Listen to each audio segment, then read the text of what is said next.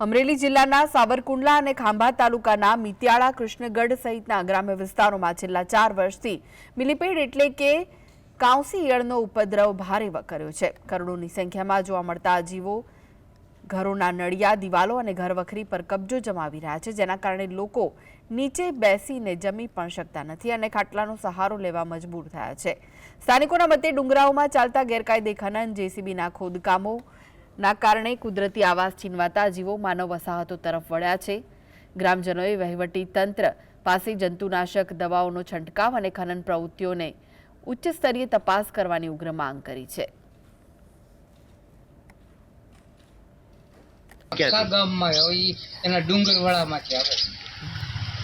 ડુંગરમાંથી એટલે ક્યાં ડુંગર આમ ટૂંકમાં જંગલ ડુંગરા છે ને મિત્યાળાની ફરતા ડુંગરા છે।